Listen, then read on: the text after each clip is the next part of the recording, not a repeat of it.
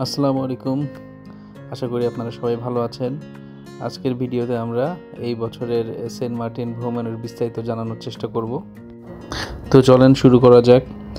আজকে 22 ডিসেম্বর 2024 আমরা আমাদের সেন্ট মার্টিন যাত্রা শুরু করলাম নুনিয়াছড়া জেটিঘাট থেকে। ভোর 6টায় ছাড়ার কথা থাকলেও 6টা 15-তে শিপটি ছেড়েছে, যদিও আমরা 6টা 10-এ এসে পৌঁছেছিলাম। যা হোক, আমরা জাহাজ পেয়েছি, এটাই বড় কথা ছিল। আর ভোরবেলা যখন আমরা জাহাজে উঠি, শিপ ছাড়ার পরপরই সূর্যটা উঠে। এখন ভোরবেলা খুবই সুন্দর লাগছে, এত সুন্দর, এত মজা। হালকা ঠান্ডা, খুব বেশি ঠান্ডা না, হালকা ঠান্ডার মধ্যে এই এই আবহাওয়াতে আমরা যে যাচ্ছি সেন্ট মার্টিনের উদ্দেশ্যে, সবাই খুব ফুরফুরে মেজাজে ছিল। আর সূর্যটা উঠছে, মানে এত সুন্দর, মানে মনোরম লাগছিল, যা আসলে ভাষায় প্রকাশ করার মতো না। তো আমরা কক্সবাজার ছেড়ে বেশ খানিকটা চলে আসছি, আর জাহাজ আমাদের খুব দ্রুত গতিতে চলতেছিল। আমরা কর্ণফুলী জাহাজে উঠছিলাম। এই শিপটি ছেড়েছিল ভোর 6টায়, কিন্তু গত দিনও ছিল সকাল 9টায়। জোয়ার ভাটাজনিত কারণে আমাদেরকে আগেই জানিয়ে দিয়েছিল যে এটা ভোরে ছাড়বে। অনেকবার মেসেজ দিয়েছে ওরা, তারপরেও অনেকে দেরি করছে। যাই হোক, এছাড়াও বারাউলিয়া একটা শিপ আছে, ওটাও ছেড়ে যায় প্রতিদিন। তো আগে যেখানে টেকনাফ থেকে সেন্ট মার্টিন যেতে 3 ঘন্টা লাগতো, এখন সেখানে লাগছে 6 ঘন্টা, একেবারে পাক্কা 6 ঘন্টা। আমরা ঠিক 12টার সময় গিয়ে পৌঁছেছিলাম। সকালবেলায় শিপের ক্যান্টিনে অনেক ভিড় করছিল, কারণ হচ্ছে সবাই সকালে নাস্তা করবে। তো এখানে জানিয়ে রাখি, শিপের সব কিছুই কিন্তু অনেক বেশি দাম। আমরা কিছু হালকা খাবার নিয়ে উঠেছিলাম, এই হালকা খাবারটাই আমরা সেরে নিচ্ছি। শিপ থেকে একটা 50 টাকার কোন আইসক্রিম 80 টাকা দিয়ে কিনে ওকে খেতে দিয়েছিলাম। আর কফির প্রাইসও 50 টাকা করে ছিল।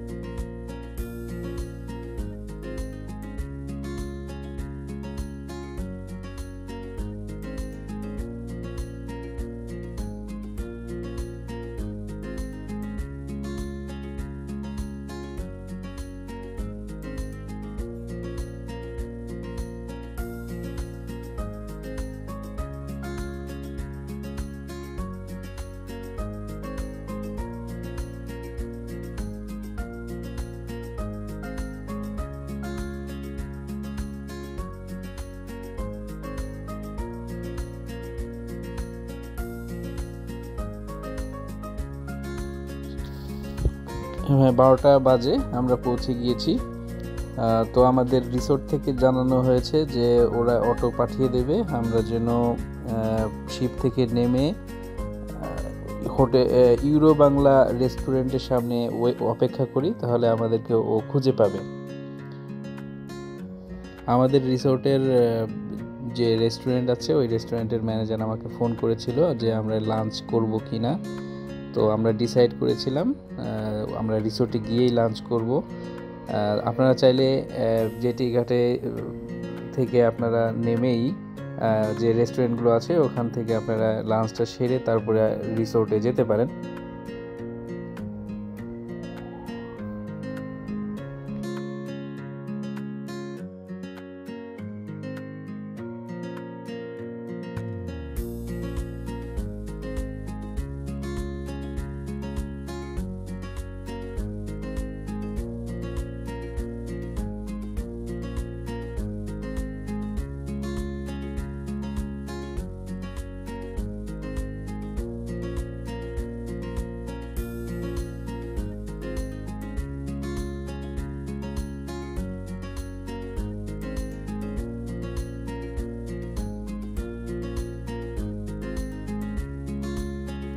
যা হোক, রিসোর্ট থেকে পাঠানো অটোটা আমরা পেয়ে গেলাম। তো অটো ড্রাইভার আমাদের নিয়ে রিসোর্টের দিকে চলতে লাগলো। রিসোর্টটা পশ্চিম বিচে অবস্থিত। আসলে সেন্ট মার্টিনের ভেতরের রাস্তাগুলো খুবই জঘন্য। যদিও দ্বীপটা অনেক সুন্দর, তথাপি এই দ্বীপের ভেতরে যারা আছে কর্তৃপক্ষ, মেম্বার, চেয়ারম্যান, ওরা আসলে এগুলো দেখভাল তেমন করতে পারে না। যাই হোক, আমরা চলে আসলাম আমাদের রিসোর্টে। রিসোর্টটা আসলেই অনেক সুন্দর। এর আগে আমরা যখন এসেছিলাম পানা রিসোর্টে ছিলাম। এটা পানা রিসোর্টটা ওইটাও পশ্চিম বিচেই অবস্থিত, কিন্তু বেশ খানিকটা দূরে। তো পান্না রিসোর্ট থেকে আমরা যখন ছেড়াদ্বীপে যাচ্ছিলাম সাইকেল চালিয়ে, এই রিসোর্টগুলো আসলে দেখছিলাম। পাশাপাশি অনেকগুলো সুন্দর রিসোর্ট আছে। কিংসুক, আমাদের রিসোর্টটার নাম হচ্ছে কিংসুক ইকো রিসোর্ট। তো একবারে সমুদ্রের সাথে মিশানো আমাদের রুমটা। আমার আসলে একটা ড্রিম ছিল যে সমুদ্রের কাছে কখনো থাকবো। যাই হোক, আলহামদুলিল্লাহ আল্লাহ পাক সেই সুযোগটা দান করেছেন। আমার রুমটা এত কাছে ছিল, আমার মনে হয় ফিতা দিয়ে মাপলে 30 ফিট হবে বা 40 ফিট হবে সমুদ্রের পানিটা।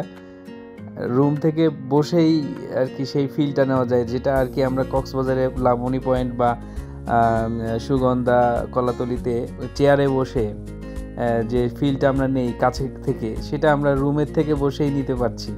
এটা অনেক বড় একটা পাওয়া ছিল, এটা অনেক বড় একটা ড্রিম আর কি। আমার মনে হয় এটা সবারই ড্রিম থাকে।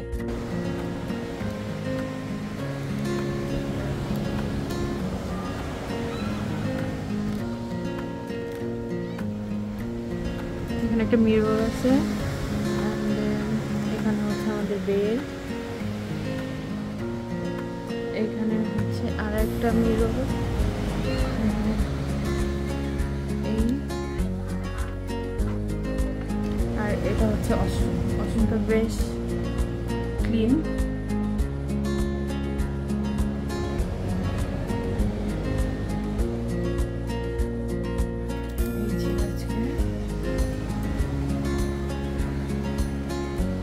আর খাটের উপর থেকে শুয়ে শুয়ে এত সুন্দর একটা ভিউ, জাস্ট অসাধারণ।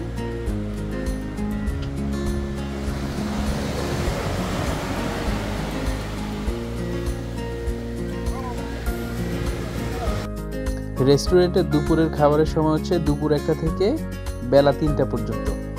তো আমরা সমুদ্রে ঝাপাঝাপি করে আস্তে আস্তে 3টেই বেজে গিয়েছিল। তো আমাদের আজকের দুপুরের খাবার হচ্ছে রূপচাঁদা ফ্রাই, আলু ভর্তা, ডাল আর চিকেন। অসাধারণ খাবার ছিল। আর আমাদের রিসোর্টের খাবারের মান অনুযায়ী প্রাইসটা মোটামুটি রিজনেবল ছিল। আর আমাদের রুম থেকে ভিউটাও বেশ সুন্দর ছিল। আর এখন ছিল সানসেট টাইম। তো আমরা হচ্ছে একটু ঘোরাঘুরি করছিলাম আমাদের বিচটা, আর আমাদের বিচটা খুব সুন্দর ছিল এখানে। আর আমাদের রিসোর্টের বিচে পাথরও ছিল না সেরকম, তো এখানে সবাই গোসলও করতে পারছিল আর কি। বিকেলবেলা গোধূলি লগ্নে এখন সূর্য অস্ত যাবে। তো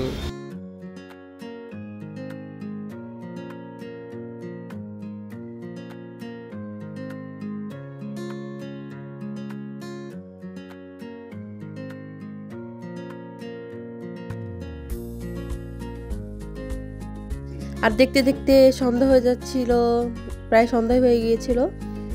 এই তো বিচ অনেক মানুষ ছিল, আমাদের বিচটাও বেশ সুন্দর ছিল।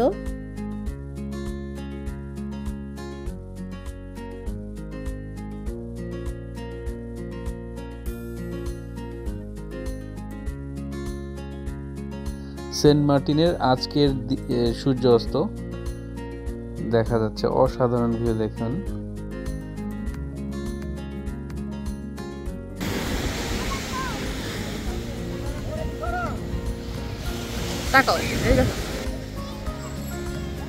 আজকে হচ্ছে আমরা হাঁটাহাঁটি করতেছি, আজকে হচ্ছে আমরা আমাদের রিসোর্টটা এনজয় করতেছি, তাই না? কালকে আমরা মনে চাইলে যাইতে পারি। তোমার ইচ্ছা, আসার পর থেকে সমুদ্রের উপরে আছে। আর সাধারণত আমাদের রিসোর্টটা আসলে অন্য কোনো জায়গায় যাওয়ার প্রয়োজন হয় না। এই সব দেখা যাচ্ছে, এই সব শব্দ উপভোগ করা যাচ্ছে।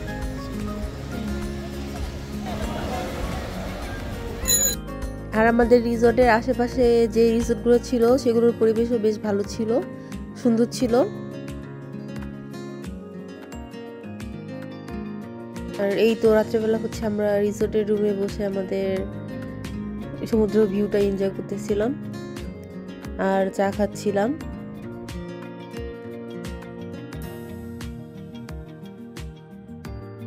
আর এটা ছিল হচ্ছে আমাদের রিসোর্টের নাইট ভিউ। তো আমাদের রিসোর্টের অনেকগুলো ক্যাটাগরি রুম ছিল, আর আমাদেরটা ছিল হচ্ছে হানিমুন সুইট। তার পাশে একটা নতুন রুম করছিল, ওইটা মেবি নতুন যে রুমটা করেছিল সেটার নাম হচ্ছে ড্রিম ভিলা, বাট ওই রুমটা একটু ছোট ছিল। আর আমাদের যে হানিমুন কটেজটা এটা বেশ বড় ছিল আর সুন্দরও ছিল, ভিউটাও বেশ ভালো ছিল। ওদের ড্রিম ভিলার ভিউটাও বেশ সুন্দর, চাইলে আপনারা নিতে পারেন। অ্যান্ড এরপর হচ্ছে আমরা রাতে এই তো হাঁটাহাঁটি করছিলাম। এটা হচ্ছে আমাদের পাশের রিসোর্টটা, ওইটার ভিউটা বেশ সুন্দর ছিল রাতের বেলা। আর এখানে হচ্ছে আমাদের বারবিকিউ হচ্ছিল, তো বারবিকিউ বেশ ভালোই লাগছিল। এই তো আমরা হচ্ছে কোরাল বারবিকিউ নিয়েছিলাম, আমরা নিজেরাও একটু ছবি তুললাম আর কি।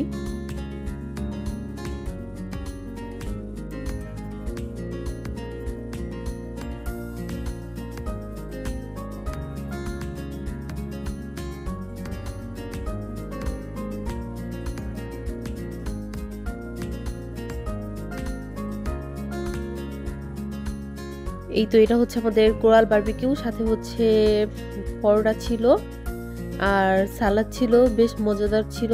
আর এই রিসোর্টে সকালের ব্রেকফাস্ট হিসেবে আপনারা শুধু ডিম খিচুড়িটাই পাবেন আর কি, আর কোনো অপশন নাই। আর এই রিসোর্টে অন্যান্য রুম প্রাইস ছিল 3000 থেকে 4000-এর মধ্যে, আর যেগুলো হচ্ছে সামনে দুইটা রুম ও দুটা হচ্ছে 10,000-এর মতো প্রাইস পড়ে। তো এই ছিল আজকের মতো আমাদের ভিডিও। আল্লাহ হাফেজ।